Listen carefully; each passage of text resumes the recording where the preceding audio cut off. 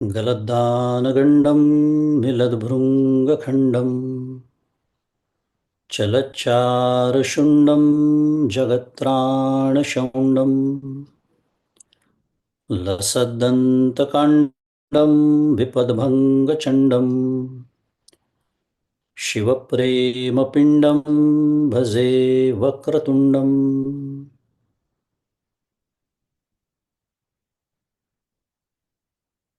अहं निर्विकल्पो निराकाररूपो विभुर्व्याप्य सर्वत्र सर्वेन्द्रियाणां सदा मे समत्वं न मुक्तिर्न बन्धः चिदानन्दरूप शिवोऽहं शिवोऽहम् चिदानन्दरूप शिवोऽहं शिवोऽहम्।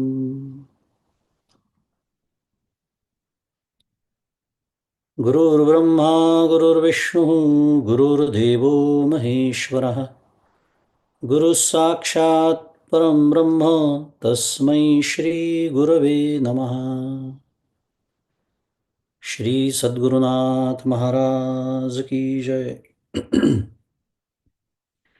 जय जय रघुवीर समर्थ। श्री राम जय राम जय जय राम। श्री राम जय राम जय जय राम। श्री राम जय राम जय जय राम। श्री राम जय राम जय जय राम। श्री राम जय राम जय जय राम। श्री राम जय राम जय जय राम। श्री राम जय राम जय जय राम। श्री राम जय राम जय जय राम। श्री राम जय राम जय जय राम। श्री राम जय राम जय जय राम।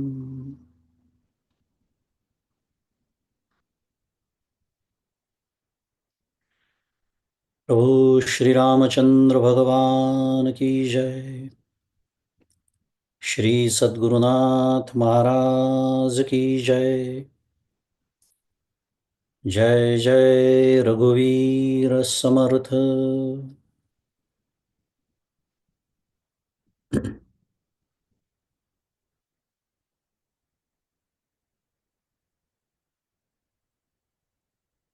सद्गुरु परमपूज्य डॉक्टर श्रीकृष्ण दत्तात्रय देशमुख उपाख्य डॉक्टर काका यांच्या श्रीचरणी शिरसाष्टांग वंदन करतो। परमपूज्य मंदाताई गंधे यांच्या चरणी शिरसाष्टांग वंदन। तुम्ही श्रोते जगदीश मूर्ती तेथे माझी व्युत्पत्ती किती बुद्धिहीन अल्पमती सलगी करीतो श्रीराम। तुम्हा सर्वांना सप्रेम अभिवादन।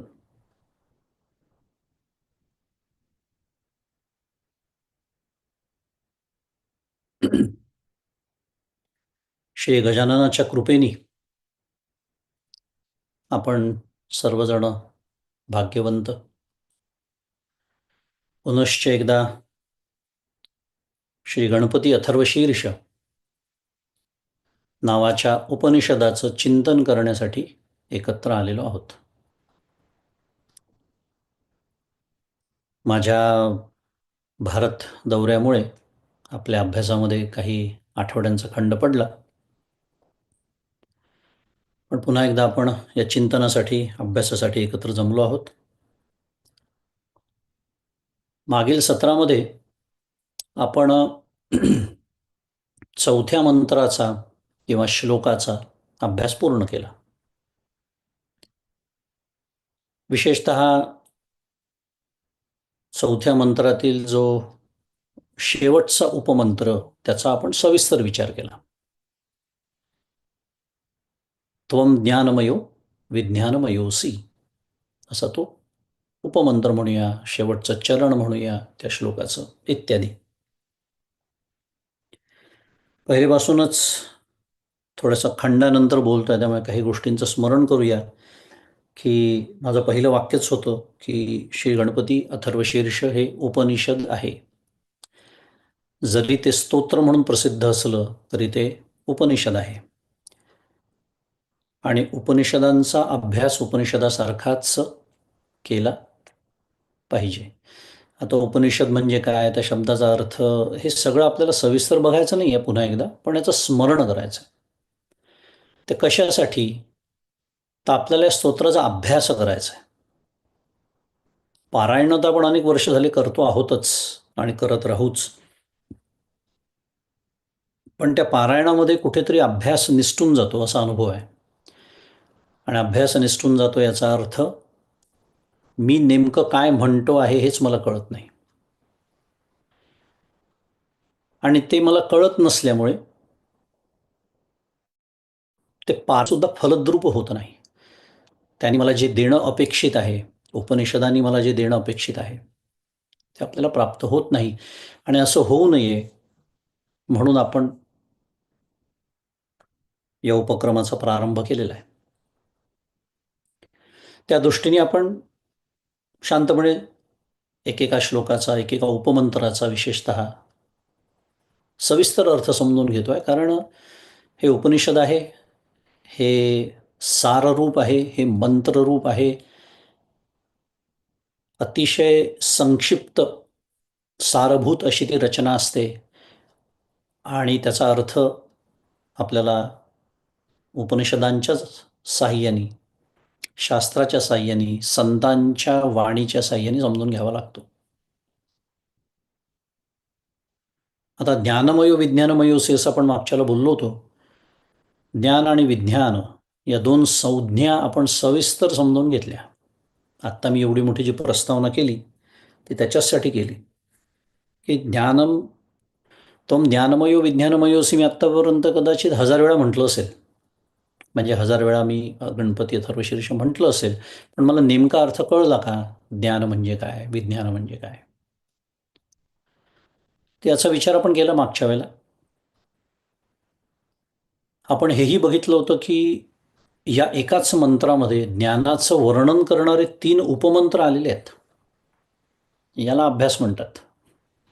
आला का इतके वर्ष आपल्या कधी लक्षात की अरे एकच मंत्र आहे, त्याच्यात 3 वेळेला ज्ञानाचा उल्लेख का? इथे आपण बोलतोय की सारभूत रचना असते.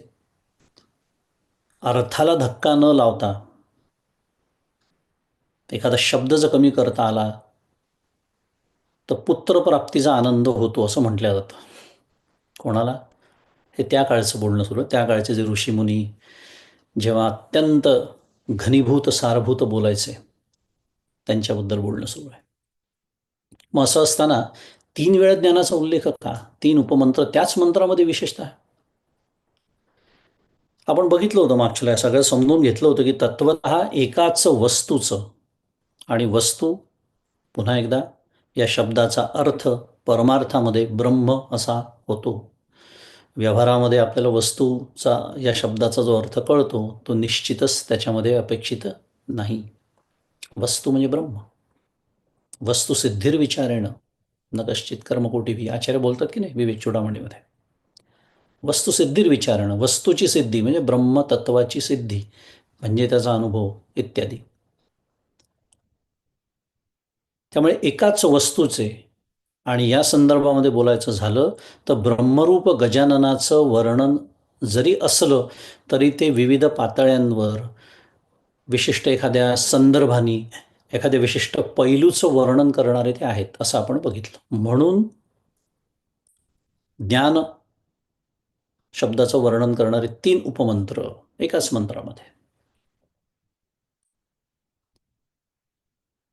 ज्ञाता ज्ञेय आणि ज्ञान या त्रिपुटी रहित असलेलं जे केवल ज्ञान, काय म्हणालो मी, कितीही वेळा ऐकलं तरी थोडंसं कठीणच वाटतं हे, कारण सवय नसते आपल्याला असं बोलण्याची. मला एखादी गोष्ट कळली, कानाने ऐकून कळली, डोळ्याने ऐकून पाहून बघून कळली इत्यादी. हे जे कळणं आहे, जी गोष्ट आपल्याला समजते, कळते, दिसते, भासते, ऐकू येते इत्यादी, त्याला म्हणायचं ज्ञेय. आणि मला म्हणायचं ज्ञाता. मला म्हणजे आपल्या सर्वांना जीव ज्ञाता. ज्याला कळतं तो ज्ञाता, जे कळतं ते ज्ञेय, आणि या कळण्याला म्हणायचं ज्ञान. ही झाली त्रिपुटी. मला व्यवहारामध्ये ज्ञान म्हटलं की अखंड त्रिपुटी युक्त ज्ञानाचीच सवय आहे. ज्ञान म्हटलं मी, तुम्ही माझ्या तोंडाकडे बघा, ज्ञान म्हणजे काय, कोण म्हणजे कशाबद्दल बोलत आहात तुम्ही, कशाचं ज्ञान, कोणाला ज्ञान, या प्रश्नांची उत्तरं दिल्याशिवाय हे पूर्णच होत नाही ज्ञान हा शब्द व्यवहारामध्ये, बरोबर. पण परमार्थामध्ये काय सांगणं सुरू आहे, ही त्रिपुटी जिथे नाही, जिथे ज्ञाता नाही आहे, जिथे ज्ञेय नाही आहे, केवल ज्ञान आहे. आणि ते स्वानुभव संयुक्तम आचार्यांचा शब्द आहे भाष्यामध्ये. म्हणजे काय, अनुभवासहित असलेलं ज्ञान म्हणजे विज्ञान. आपण अगदी थोडक्यात उजळणी बघतोय मागच्या सत्राची, एक विषय प्रवेशाच्या दृष्टीने. त्याचप्रमाणे हा जो मला दिसत असलेला प्रपंच आहे, रोज अनुभवाला येणारा जो प्रपंच आहे, तो मिथ्या आहे. या अनुभवाला किंवा ज्ञानालाही विज्ञान म्हणतात, असं आपण शिकलो मागच्या वेळेला. पुन्हा जाता जाता काही गोष्टींचं स्मरण करूनच द्यावं लागतं. मिथ्या म्हणजे असत्य नव्हे, असत्य म्हणजे खोटं, असा मिथ्याचा अर्थ होत नाही. जाऊ द्या, पुन्हा विषयांतर होईल खूप, आपल्याकडे आधीच वेळ कमी आहे, कारण मिथ्या शब्दाचा अर्थ समजून घेतलेला आहे आपण याच्या आधी. पण स्मरण करून दिलं की या प्रपंचाला मिथ्या आपण जेव्हा म्हणतो, तेव्हा तो असत्य आहे, तो नाही असं म्हणणं सुरू नाही आहे. तर तो सतच्या लक्षणांशी जुळत नाही, असतच्याही लक्षणांशी जुळत नाही, म्हणून त्याच्याविषयी निश्चित वचनच करता येत नाही. सत विलक्षण, असत विलक्षण, म्हणून अनिर्वचनीय. एवढं सगळं दरवेळेला बोलण्याच्या ऐवजी त्याला एक शब्द सांगितला, मिथ्या. व्याख्या सांगून पुढे जातो, कारण आपल्याकडे वेळ नाही. हा प्रपंच मिथ्या आहे, या अनुभवाला, या ज्ञानाला विज्ञान असं म्हटलं. आणि सरते शेवटी या होणाऱ्या ज्ञानामागे म्हणा किंवा विज्ञानामागे म्हणा, ज्ञानरूप जो, ज्याला चित्तरूप असा गणपती आहे. आणि ही जी यच्च यावत होणारी ज्ञानं आहे, पंच ज्ञानेंद्रियांच्या माध्यमातून होणारी जी ज्ञानं आहे, ती थांबली की ज्ञानरूप गणपतीचा एकरूपत्वानी, एक एक शब्द महत्वाचा आहे हा, एकरूपत्वानी म्हणजे त्याच्याहून वेगळं राहून अनुभव नसतो येत. तेच तर आपण बघतोय, वेगळं राहिलं की तिथे त्रिपुटी आली. या ज्ञानरूप गणपतीचा जेव्हा मला अनुभव येतो, तो एकरूपत्वाने येतो, म्हणजेच साध्या भाषेमध्ये साक्षात मी ते होतो. याला काय म्हणायचं, साक्षात्कार. आपल्याला साक्षात्कार म्हटलं की जो काही गोंधळ आपल्या मनामध्ये टी व्ही सिरियल्स, मालिका, चित्रपट यांनी घातलेला आहे, ते मंदिर काय वाकड तिकडं होतं, घंटा वाजायला लागतात, विजा कडाडायला लागतात, आनंदी आनंद आहे साक्षात्कार या नावाने. साक्षात्कार या शब्दातच आहे साक्षात ते होणे. ते झाल्यानंतर मी तिथे जीवरूपाने शिल्लकच राहत नाही. पुन्हा शिल्लक राहत नाही म्हणजे मरण वगैरे येत नाही, ते आधीच सांगावं लागतं. एकदम डॉक्टर काका जसं म्हणतात, आधीच उल्हास त्यात फाल्गुन मास. शंका जरी आली की समाधी बिमाधी लागली आणि कुठे मृत्यू बित्यू आला तर काय करता, तसलं काहीही होत नसतं. असो, पुन्हा वेगळा विषय आहे तो, पण काही गोष्टी स्पष्टता असली पाहिजे म्हणून उल्लेख करून ठेवतो. साक्षात आपण ते होतो, याला म्हणायचं साक्षात्कार. आता आजच्या अभ्यासासाठी, आजच्या चिंतनासाठी म्हणूया, अभ्यासासाठी म्हणूया, आपल्यासमोर पुढचा मंत्र आहे. मगाशी आता ही सगळी काय म्हणूया, एक थोडक्यात उजळणी बघितली आपण मागच्या वेळेला जी सविस्तर शिकलो त्याची. शिकागो अध्यात्मपीठाच्या कृपेने हे सगळं मुद्रित आहे, यूट्यूबवर उपलब्ध आहे, बघू शकतात कोणाला अभ्यास करायचा असेल तर. पण आजच्या अभ्यासाकडे वळूया. आजच्या चिंतनासाठी पुढचा मंत्र म्हणजे क्रमांक 5 चा श्लोक किंवा मंत्र आपल्यासमोर आहे. सर्वं जगरिदं त्वत्तो जायते, सर्वं जगरिदं त्वत्तस्तिष्ठति, सर्वं जगरिदं त्वैलयमेष्यति, सर्वं जगरिदं त्वयि प्रत्येति, त्वं भूमिरापो नलो निलो नभः, त्वं चत्वारि वाक्पदानी. एवढा मोठा तो श्लोक आहे. मी दरवेळेला तो पूर्ण श्लोक सुरुवातीला एकदा सांगत असतो. का? कारण आपल्याला जर आपण संहिता बघितली नसेल तर आपल्याला एक साधारण सवय असते की 2-2 ओळींचा एक एक श्लोक असतो साधारणपणे. तसं इथे नाही. काही श्लोकांमध्ये अनेक चरण आहेत. तर एका श्लोकामध्ये ऋतं वच्मी सत्यं वच्मी 2च आहे, संपला, एवढा श्लोक आहे. आपण केला त्याचा अभ्यास. मुद्दा की सर्व चरण असलेला हा एक मंत्र, उपमंत्र असलेला, इतकी सगळी हा एक मंत्र, हे सगळे चरण असलेला हा एक श्लोक, सर्वं जगरिदं त्वत्तो जायते. काय भावार्थ आहे याचा? याचा सविस्तर विचार करण्याच्या आधी एक साधारण आशय काय आहे या श्लोकाचा हे लक्षात घेऊया. सर्वं जगत इदम त्वत्तो जायते म्हणजे हे सर्व जग तुझ्यापासून उत्पन्न होते. पहा, आता साधा, अगदी म्हणजे साधा, म्हणजे आपण ज्याला वाच्यार्थ म्हणतोय तो सुद्धा ऐकल्यावर आपल्या हे लक्षात येतं की इतके वर्ष मी काय म्हणत होतो हेच मला कळत नव्हतं गणपतीला.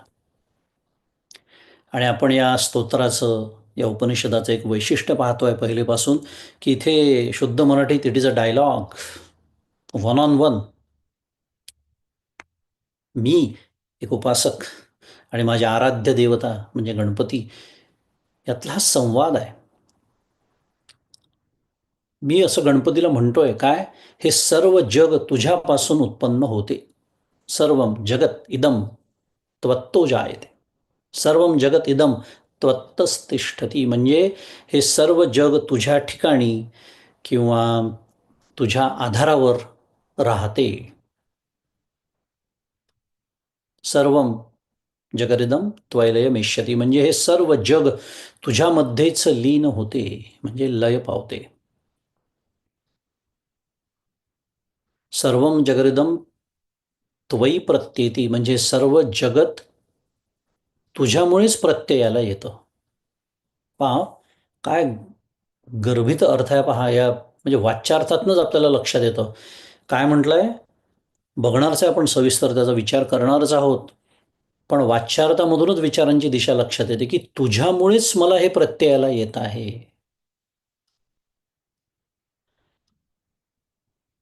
म्हणजे माझा आणि गणपतीचा किती जवळचा संबंध असला पाहिजे, किती घनिष्ठ संबंध असला पाहिजे, विचार करा. प्रत्येक क्षणी मला हे जग प्रत्ययाला येतं की नाही. जाग आल्यापासून सकाळी ते रात्री झोपेपर्यंत या जगाचा प्रत्यय आपल्या सर्वांना येतो की नाही, विविध पद्धतीने, विशेषतः पंचज्ञानेंद्रियांच्या माध्यमातून. त्याला प्रमाज्ञान म्हणतात. अप्रमाज्ञान पण असतं, वेगळा विषय. पण अखंड प्रत्ययाला येत आहे, प्रत्येक क्षणी ते प्रत्ययाला येत आहे. आणि हे हे उपनिषद मला असं सांगतं नव्हे, ह्या उपनिषदाच्या माध्यमातून मी गणपतीला सांगतोय की तुझ्यामुळे हे जग मला प्रत्ययाला येत आहे. आणि तरीही मला गणपती माझ्यापासून किती दूर वाटतो, अखंड. भाद्रपद तेव्हाच आठवण येते, गणपती बाप्पा मोरया. 10 दिवसानंतर त्याचं विसर्जन. म्हणजे 365 पैकी 10 गेले, किती उरले? 355 दिवस. माझा आणि गणपतीचा काय संबंध? आता त्याच्यात काही भाग्यवान असतील जे विनायकी किंवा संकष्टी करत असतील, त्यांना महिन्यातून एकदा स्मरण असं म्हणूया. इतर वेळेला म्हणजे काय, मीच काय म्हणतोय मला कळलेलं नाही आहे. की प्रत्येक क्षणी मला जो जगताचा प्रत्यय येतोय तो केवळ त्याच्याचमुळे येतोय असं म्हटल्यानंतर माझा संबंध त्याच्याशी वर्षातून एकदा आहे, महिन्यातून एकदा आहे, का प्रत्येक क्षणी आहे? साधं गणित आहे.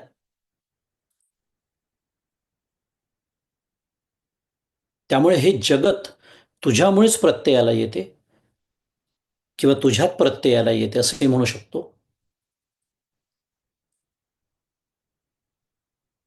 आणि तुझ्याच ठिकाणी ते परत येऊन मिळते असंही म्हणू शकतो.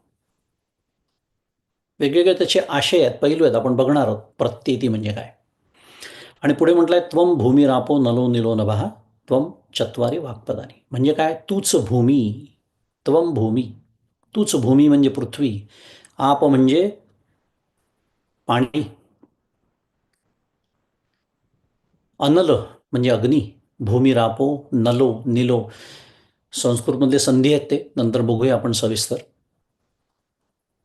अनल म्हणजे अग्नी किंवा तेज, आणि अनिल म्हणजे वायू, आणि नभः, नभ म्हणजे आकाश. तूच आहेस. आता सर्व जग तुझ्यापासून उत्पन्न होतं म्हटल्यानंतर स्वाभाविकच आहे की तूच भूमी आहेस, तूच आप म्हणजे पाणी, तूच अनल म्हणजे अग्नी, तूच अनिल म्हणजे वायू, तूच नभ म्हणजे आकाश. आणि पुढे म्हटलंय त्वम चत्वारी वाक् पदानी. म्हणजे चार वाणींची चार स्थानं म्हणा, किंवा चार अवस्थेतल्या वाणी म्हणा, किंवा चार वाणींचे प्रकार म्हणा, हे सर्व तूच आहेस. याचा थोडासा विचार आपण आधीच्या श्लोकात केला होता, आठवत असेल तर, वाणींचा. आणि तेव्हा मी असं म्हटलं होतं की पुन्हा या 5व्या मंत्रामध्ये वाणीचा उल्लेख येणार आहे, तेव्हा अजून जास्त विचार करूया. पण हा एक साधारण आशय या श्लोकाचा आहे. आणि म्हणून मी म्हणालो की आपण जेव्हा वाच्यार्थ सुद्धा बघतो ना, तेव्हा लक्षात येतं की मी इतके वर्ष काय म्हणत होतो. कारण एक तर काय आहे, हे संस्कृत आहे, आणि संस्कृत मराठीच्याच नावाने आनंदी आनंद असल्यानंतर, म्हणून मला मध्येच मध्ये मध्ये बऱ्याच वेळा शुद्ध मराठी बोलावं लागतं की नाही. त्यात संस्कृत म्हणजे विचारू नका अशी अवस्था आहे. आणि त्या संस्कृत व्याकरणाचाही आपला अभ्यास नसतो, संधी समास आपल्याला काही कळत नाही, त्यामुळे मी काय म्हणतो हे मला कळत नाही. थोडं गमतीचा विषय, पण याचा अर्थ मनाचे श्लोक जर मी म्हणत असेल तर मला मी काय म्हणतो हे मला कळतं असा होतो का? का बरं मनाच्या श्लोकांचं मी उदाहरण घेतलं? कारण ते मराठीत आहेत, संस्कृतमध्ये नाही. ते सुद्धा मला कळत नाही, ही माझी अवस्था आहे. असो, रामकृष्ण हरी. त्याच्यासाठी अभ्यास करायचा असतो. या श्लोकाकडे वळूया. ह्या श्लोकामध्ये जर आपण विचार केला सूक्ष्म, तर प्रामुख्याने ईश्वर रूप गजानन किंवा गजाननाच्या ईश्वर स्वरूपाचं वर्णन, ज्याला शास्त्रामध्ये तटस्थ लक्षण असं म्हणतात, ते केलेलं आहे. आपण सातत्याने हे बघतो आहे, दरवेळेला किंवा बऱ्याच वेळेला मी स्मरण करून देतो त्याचं, की या स्तोत्रामध्ये निर्गुण निराकार ब्रह्मरूप गजानन,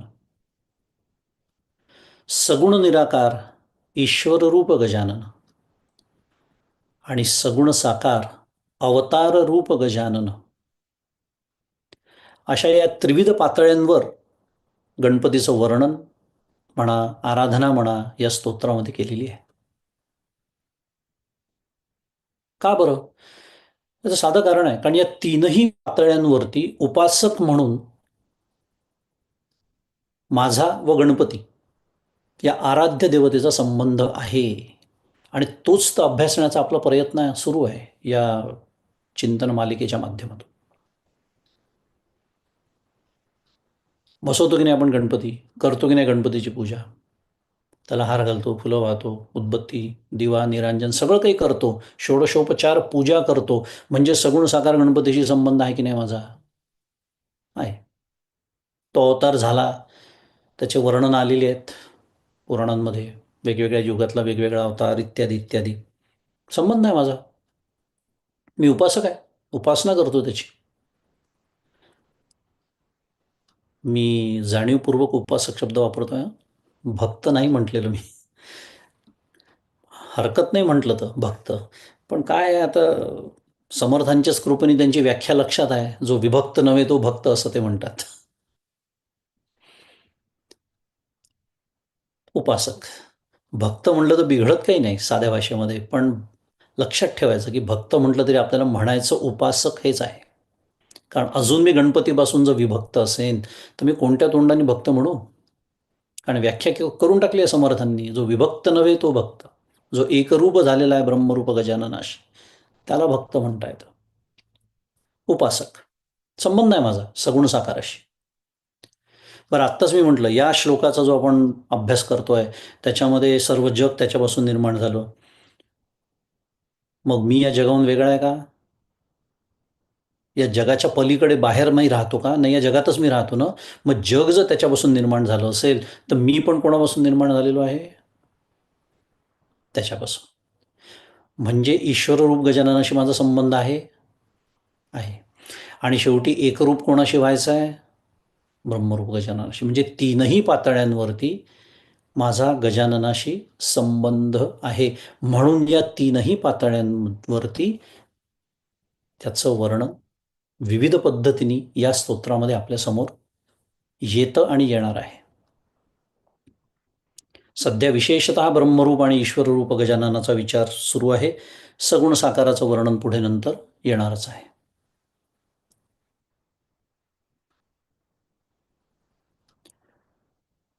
मुद्दा हा जो प्रस्तुत मंत्र आहे त्याचाच आपण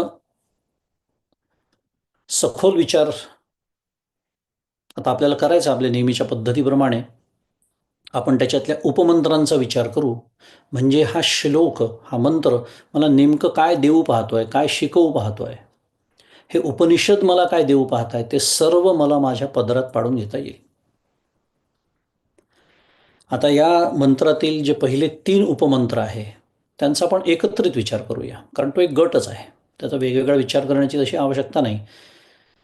सर्वं जगरिदं त्वत्तो जायते. सर्वं जगरिदं तत्वत तत्वतिष्ठती. म्हणजे त्वतः तिष्ठती. त्वत तिष्ठती. तो विग्रह आहे त्याचा स्त होतो, स होतो. त्वतः तिष्ठती सर्वं जगत इदं त्वयि लयम एष्यती. पदच्छेद आहे त्याचा. लयमेष्यती. पुन्हा काय थोडक्यात अर्थ आपण मगाशीच बघितला की हे सर्व जगत तुझ्यापासून निर्माण होतं, तुझ्या आधारावर ते राहतं, म्हणजे टिकतं म्हणूया आपल्या साध्या भाषेत, आणि तुझ्यातच ते लय पावतं किंवा पावेल. अगदी व्याकरणदृष्ट्या अर्थ बघितला तर पावेल, कारण एष्यती हा काय म्हणूया धातूचं रूप इथे वापरलेलं आहे, ई नावाचा धातू, आणि त्याचं लृट लकार हे रूप आहे, म्हणजे भविष्यकालीन रूप आहे. एष्यती म्हणजे पावेल. कारण वर्णन करतात आहे ऋषी. कोणते ऋषी आपण बघणारच आहोत. गणपतीला म्हणतात आहेत की हे जग आत्ता आहे ना अस्तित्वात, मी या जगात बसून असतो तुझी उपासना करतोय, पण हे जग भविष्यात कधीतरी कोट्यावधी वर्षानंतर का होईना पण लय पावणार आहे. मग ते लय पावणार म्हणजे जाणार कुठे आहे? कुठेही नाही जाणार, जिथून आलं तिथेच, म्हणजे तुझ्यामध्येच ते विलीन होणार आहे.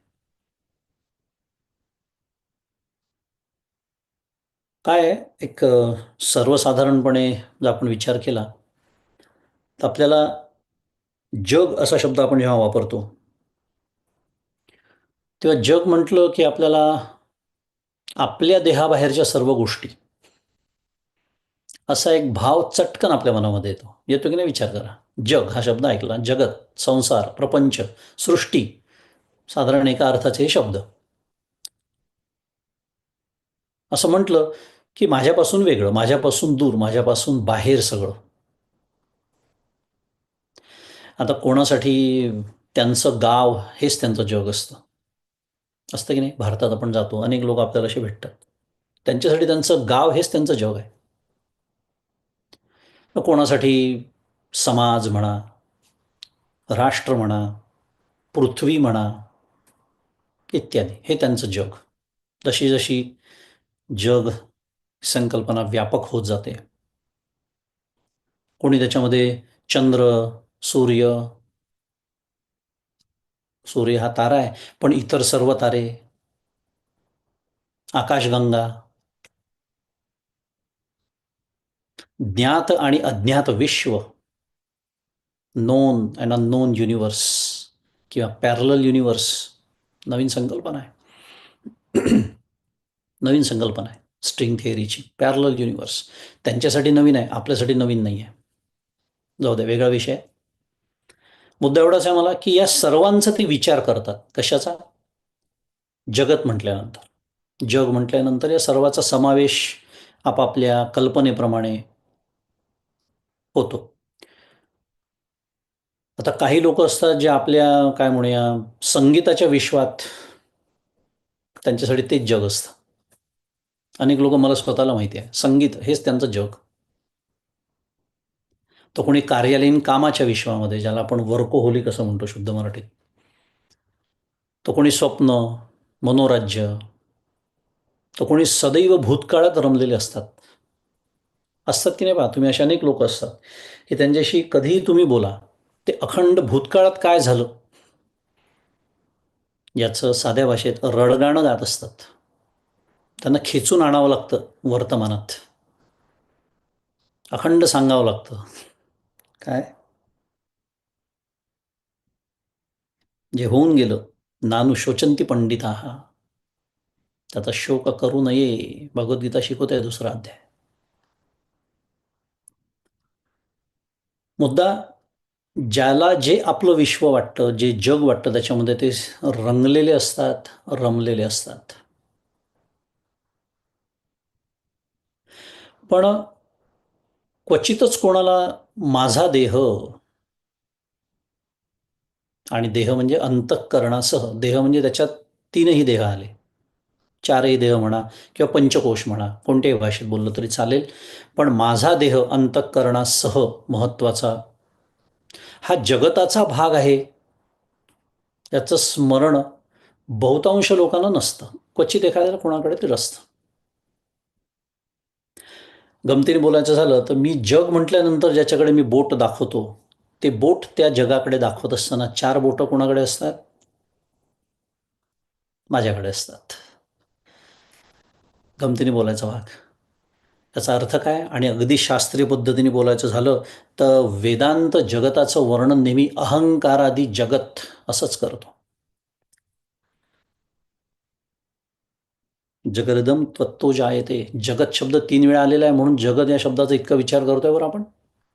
कारण आपण कशाचाच विचार करायचा नाही असं आपण ठरवलेलं असतं.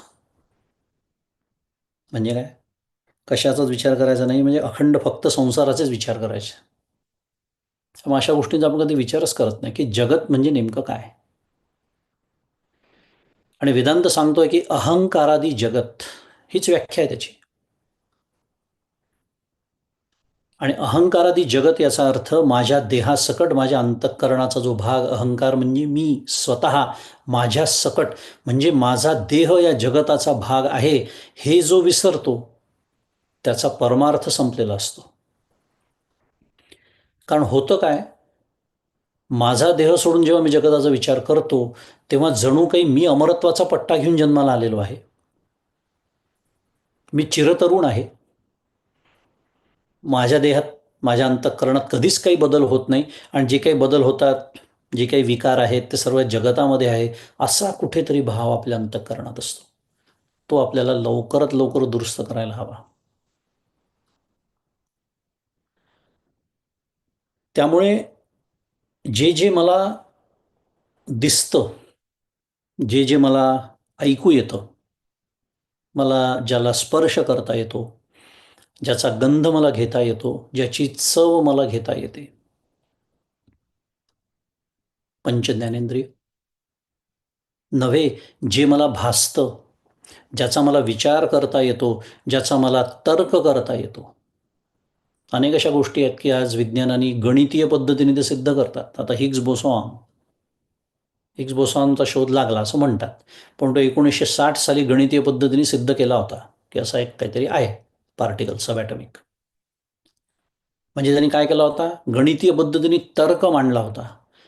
हे सर्व हे सर्व जे व्यक्त आहे म्हणजे जे मूर्त आहे, आणि जे अव्यक्त म्हणजे अमूर्त आहे,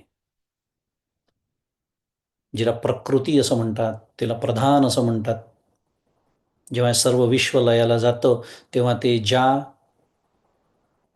बीज रूपाने जिथे राहतं त्या अवस्थेत त्या प्रकृतीला प्रधान असं म्हणतात.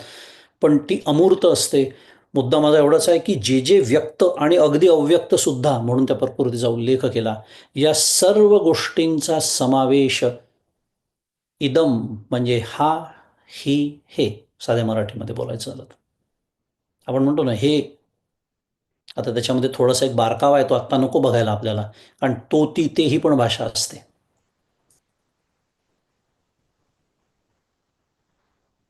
पण हा, ही, हे म्हणजे माझ्या अनुभव विश्वाचा जे जे भाग आहे, ते सर्व जगत या शब्दामध्ये येतं.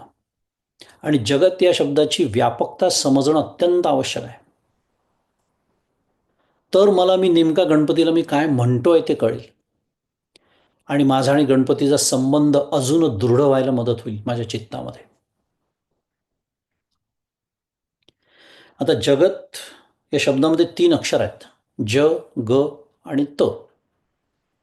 संस्कृत शब्द आहे तो जगत, पाय मोडलेला आहे त्याचा, तचा. ज म्हणजे जायते. जायते म्हणजे जे जन्माला येतं, जे निर्माण होतं. ग म्हणजे गच्छती.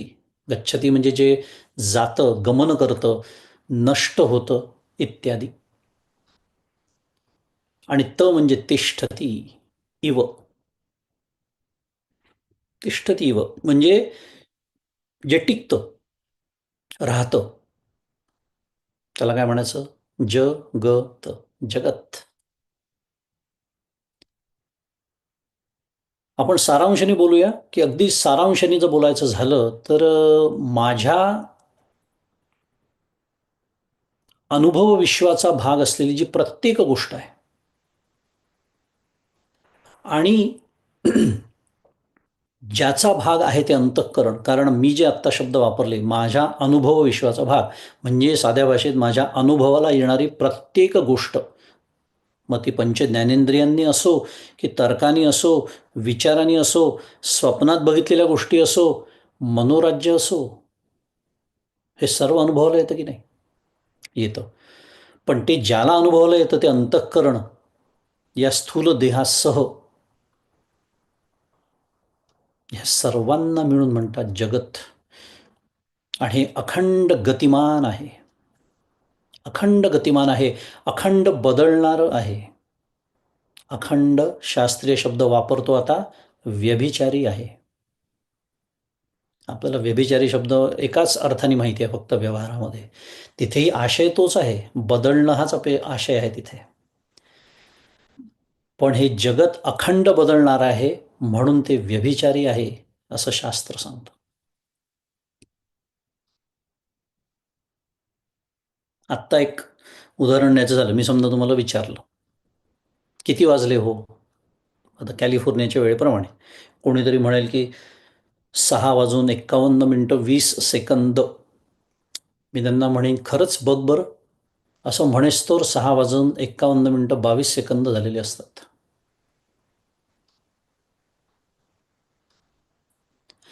आपल्या शरीरातल्या, देहातल्या पेशी प्रतिक्षणी बदलत असतात. त्याचं गणित मांडलेलं आहे आजच्या मेडिकल सायन्सनी.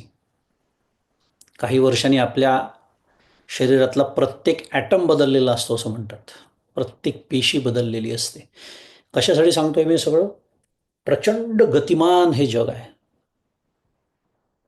प्रत्येक क्षणी अनंत बदल या जगामध्ये, आणि या जगाचाच भाग माझा देह आहे असं आज आपण शिकलो, म्हणून माझ्या देहासकट अखंड बदलणार आहे. पण या गतिमान जगताच्या मागे एक गतिरहित असं तत्व आहे, ज्याला गजानन असं म्हणतात. कारण गती हा शब्द किंवा गती ही तेव्हाच संभवते जेव्हा गतिरहित काहीतरी असतं. आता एखादी गाडी आहे म्हणा, ट्रेन आहे म्हणा, ते धावतंय की नाही रस्त्यावरून? गाडी धावते रस्त्यावरून का? कारण गतिरहित रस्ता नावाची गोष्ट तिथे आहे, म्हणून त्या कार नावाच्या गोष्टीला गती संभवते.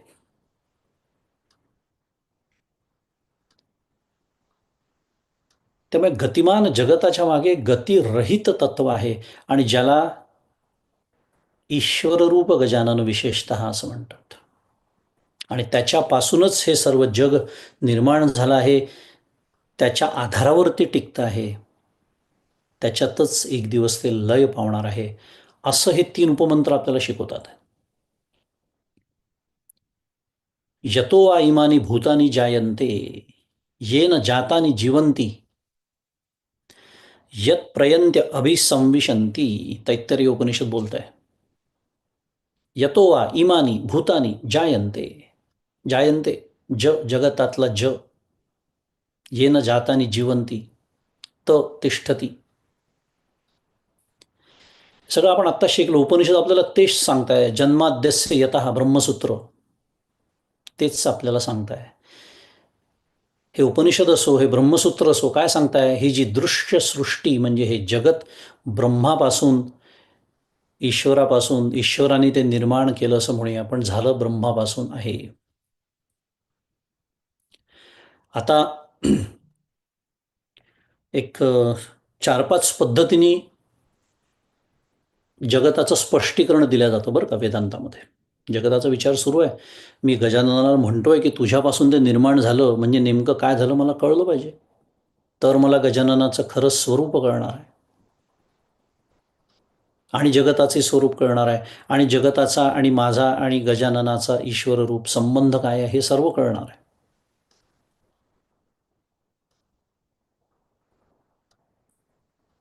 4-5 दृष्टींनी, पातळ्यांवरती म्हणूया, या जगताचं स्पष्टीकरण वेदांतामध्ये देण्यात येतं.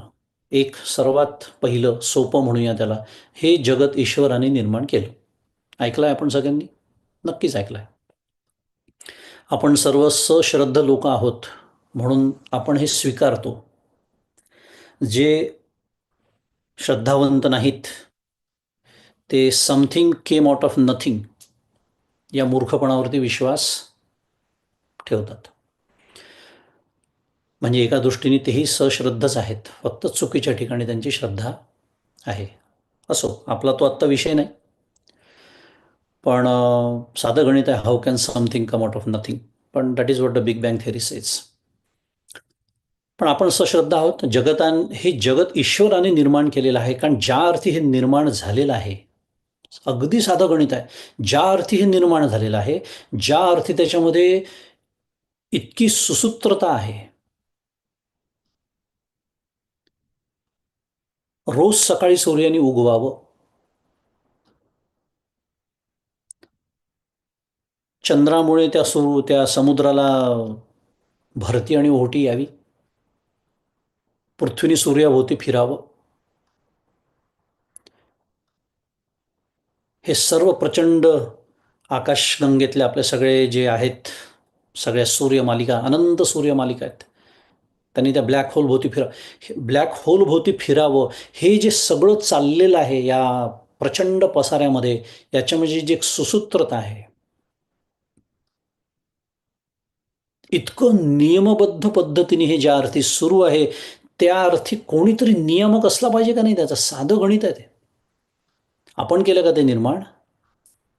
आपल्याला खरं काहीच निर्माण करता येत नाही विचार केला तर. जाऊ द्या, पुन्हा वेगळा विषय. एकात नाही इतके विषय निघत जातात. पण जीवकृत द्वैत ज्याला म्हणतो, जीव म्हणजे मनुष्य. मनुष्य जेव्हा एखादी गोष्ट निर्माण करतो, तो फक्त ईश्वराने निर्माण केलेल्या 4 गोष्टी एकत्र करूनच 5वी गोष्ट तयार करतो. घर तयार केलं, काय? वीट, सिमेंट, लोखंड. बरं, तू कुठून आणलंस? माती कुठून आणली? पाणी कुठून आणलं? लोखंड कुठून आणलं? निर्माण केलंस का? नाही.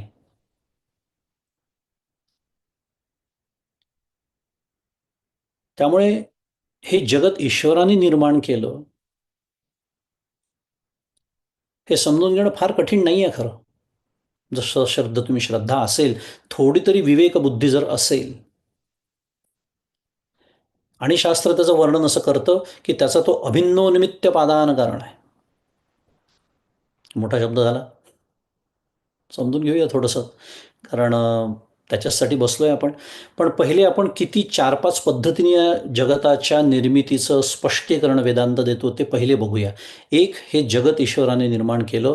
दोन, जगत हे अध्यस्त आहे, म्हणजे माईक आहे, मिथ्या आहे. तीन, जगत ब्रह्मरूप आहे. चार, हे जगत वस्तुप्रभा आहे. आणि पाच, आपल्यापैकी कोणाला पटणं शक्य नाही, हे जगत झालेलंच नाही. विकासाचे टप्पे आहेत बरं काय. आणि विकासाचे टप्पे याचा अर्थ अनुभवाचे टप्पे आहेत, लेवल ऑफ कॉन्शियसनेस. माझी पारमार्थिक प्रगती किती आहे, माझ्या बुद्धीला काय झेपू शकतं, काय पेलू शकतं, काय मला समजून घेणं शक्य आहे, त्याप्रमाणे त्याचं त्याचं स्पष्टीकरण दिलेलं आहे. कारण वस्तुतः हे झालेलंच नाही हे सत्य आहे. पण हा बोलण्याचा विषय नाही. कारण या जगात बसून झोकानी बोलून सांगायचं का हे जग झालेलंच नाही, किती मोठा विरोधाभास आहे. पण हा अनुभवाचा विषय आहे, ज्याला अजातवाद असं म्हणतात. पण अंतिम सत्य तेच आहे. याचं कारण आहे, जाता जाता समजून घेण्यासाठी आता विषय बोललोच आहे तर दृष्टांत. आपल्या सगळ्यांना स्वप्नाचा अनुभव आहे. रोजच रात्री स्वप्न आपण बघतो, कमी अधिक प्रमाणात. काही आठवतात, काही आठवत नाही. 99.99% ती विस्मरणातच जातात. का बरं विस्मरणात जातात? प्रश्न विचारला मी तुम्हाला. का म्हणून तुम्ही ते स्वप्न लिहून ठेवत नाही, पाठ करत नाही, त्याचा विचार करत नाही, त्याच्यावर चर्चा करत नाही घरातल्या लोकांशी? करता का तुम्ही? यातली एक तरी गोष्ट नाही करत आपण. का? ह्याचं कारण आहे, ते स्वप्न मिथ्या आहे. हे शिकण्यासाठी मला कुठल्याही शाळेत जावं लागत नाही, कुठलाही वेदांताचा अभ्यास करावा लागत नाही. स्वप्न मिथ्या आहे हे लहान मुलाला सुद्धा कळतं. का? कारण त्यालाही जाग येते, मलाही जाग येते, झोपेतून जाग येते, म्हणून मला कळतं की ते स्वप्न मिथ्या आहे. नॉट अ रॉकेट सायन्स, शुद्ध मराठीत. पण प्रश्न असा आहे, स्वप्न बघत असताना मला ते कळतं का? स्वप्न बघत असताना मला ते इतकं सत्य वाटतं की त्याचं वर्णन न केलेलं बरं. लोक दचकून उठतात, घाबरतात, घाम फुटतो. प्रत्यक्ष physiological changes I am talking about. कशामुळे? स्वप्नामुळे. हातपाय हलवतो, काही जण असतात ना स्लीप वॉकर. आता आमच्या घरात कुत्रा आहे, त्या कुत्र्यालाही स्वप्न पडतात. तो स्वप्नात चालतो, त्याचे हातपाय हलत असतात, आम्ही बघतो हे डोळ्यांनी. मुद्दा, स्वप्न बघत असताना स्वप्न सत्यच वाटतं. मग आता हे स्वप्नाबद्दल कळतं. आता आपण शिकतो काय त्याच्यातून? शास्त्र मला असं सांगतं की स्वप्न ही माझ्या मनाची निर्मिती आहे. कारण स्वप्नामध्ये किती कोट्यावधी गोष्टी आपल्याला दिसतात की नाही? सजीव दिसतात, निर्जीव दिसतात, माझे सगळे मित्र दिसतात, शत्रू दिसतात, नातेवाईक दिसतात, न पाहिलेल्या व्यक्तीसुद्धा दिसतात, प्राणी दिसतात, जंगल दिसतं, समुद्र असतो, सूर्य असतो, डोंगर असतो, निसर्ग असतो, सगळं काही असतं. आणि गंमत म्हणजे त्याच्यात मी पण असतो. पण जेव्हा जाग येते तेव्हा या लोकांना वेगळं हाकालावं लागतं का? मला समुद्र आटवावा लागतो का? पर्वत पाडून टाकावा लागतो का? झाडं पाडून टाकावी लागतात का? काहीच नाही करावं लागत. मग एका क्षणातच स्वप्न जातं. याचं कारण आहे, त्या मनाची ती निर्मिती आहे. अर्धवट माझं अंतःकरण जागं असतं आणि स्वप्न पडतं, ही त्याची निर्मिती आहे. आणि म्हणून तर ते मन जेव्हा पूर्ण जागं होतं, एका क्षणात सर्व वस्तू नाहीशा होतात. मुद्दा सुरू आहे. स्वप्न जशी मनाची निर्मिती आहे, तसं हे जागृतीतले अनुभवही मनाचीच निर्मिती आहे, असं शास्त्र उपनिषद आपल्याला शिकवतं, सांगतं. म्हणून ते स्वप्न जसं मिथ्या, तसं जागृतीतले अनुभवही मिथ्या आहेत. पण हे आत्ता मला पटत नाही, कळत नाही, कारण माझं स्वप्न, जागृती नावाचं स्वप्न माझं सुरू आहे. आपला मुद्दा तो सुरू होता.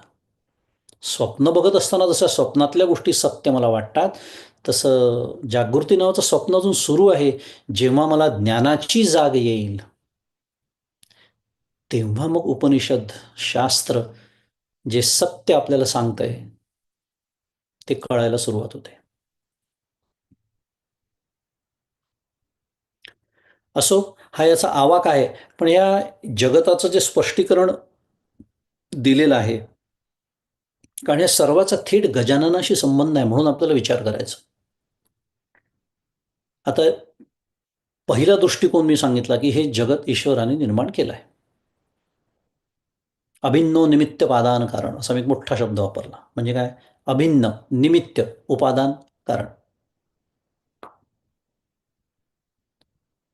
नेहमीचा दृष्टांत, मातीचं मडकं कळतं आपल्याला. माती मडक्याचं उपादान कारण आहे. आता समजायला सोपं झालं. आपल्याला शब्द फक्त माहिती नसतात, समजून घेतलं की सगळं सोपं असतं. साध्या भाषेत जर आपण बोलतो, मातीपासून मडकं तयार झालं, बरोबर? म्हणजे त्या कारणाचा कार्यामध्ये प्रवेश आहे, ही झाली शास्त्रीय भाषा. उदाहरणार्थ, मी जर माती काढून घेतो म्हटलं, मडकं राहील का अस्तित्वामध्ये? नाही राहणार. तो माठ राहील का अस्तित्वामध्ये? ते रांजण, ते बोळकं राहील का अस्तित्वात? नाही. म्हणजे 100% मातीच्या अस्तित्वावरती त्या माठाचं किंवा मडक्याचं अस्तित्व अवलंबून आहे. मातीपासून ते झालेलं आहे, मातीचा त्याच्यात समावेश आहे, म्हणून माती त्याचं उपादान कारण आहे. पण आता मला सांगा, एक मातीचा ढीग पडलेला आहे असा, मडकं का आपोआप तयार होतं का? असं उगवतं का मडकं त्याच्यात? नाही. मग एक कोणीतरी माणूस लागतो, ज्याला कुंभार असं म्हणतात. तो करतो या सगळ्या गोष्टी. चक्र आणतो, ते पाणी आणतो, ती माती भिजवतो, ते चक्रावरती ती थापतो, ते गोल गोल फिरवतो, त्याला आकार देतो, हे सगळं तो करतो. नंतर ते भाजतो वगैरे वगैरे.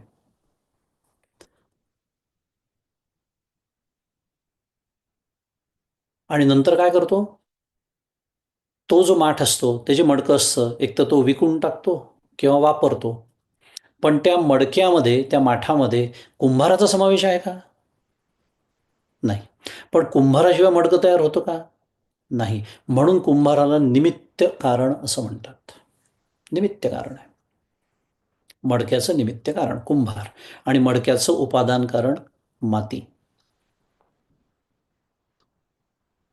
आता मगाशी आपण बोललो की घर बांधलं तेव्हा सिमेंट, विटा, लोखंड हे सगळं आणलं. हे ईश्वराने निर्माण केलेले पदार्थ मी वापरले. पण आता पुढचा प्रश्न आहे, हे निर्माण करण्यासाठी ईश्वराने काय आणलं? ईश्वराने काय आणलं? कुंभाराने माती आणली मडकं तयार करायला, बरोबर आहे. ईश्वराने काय आणलं? म्हणजे ईश्वराने कशापासून हे निर्माण केलं? त्याचं उत्तर शास्त्र आपल्याला देतं. तोच हे सर्व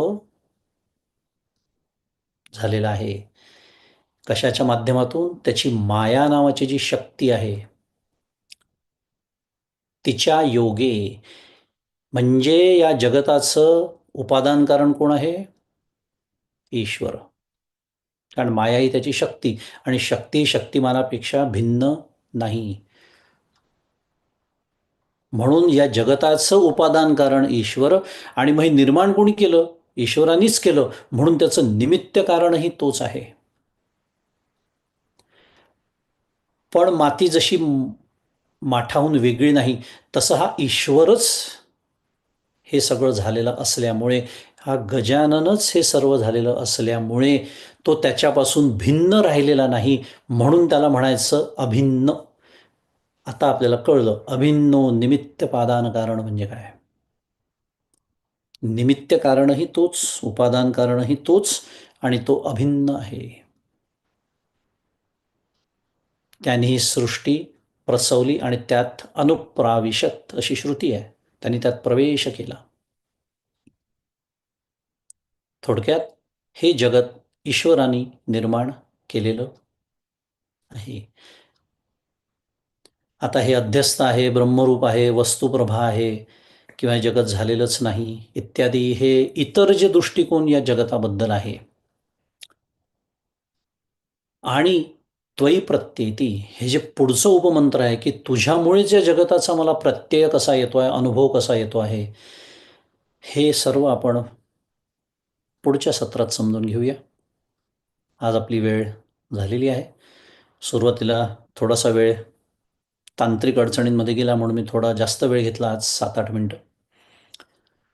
पण तो गृहीत धरूनही आपली वेळ झालेली आहे. त्यामुळे या तीनही उपमंत्रांचा विचार आपण पुढच्या सत्रात सुरू ठेवूया आणि छान समजून घेऊ की हे जे जगत, ही सृष्टी जी मला अनुभवाला येते,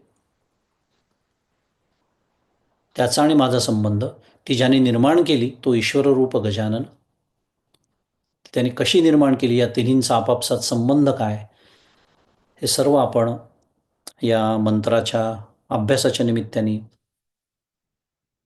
समजून घेऊ आणि हा विषय, हा अभ्यास पुढच्या सत्रामध्ये सुरू ठेवूया. आजचं हे चिंतन सद्गुरूंच्या चरणी अर्पण करू आणि थांबूया. श्री सद्गुरुनाथ महाराज की जय. जय जय रघुवीर समर्थ.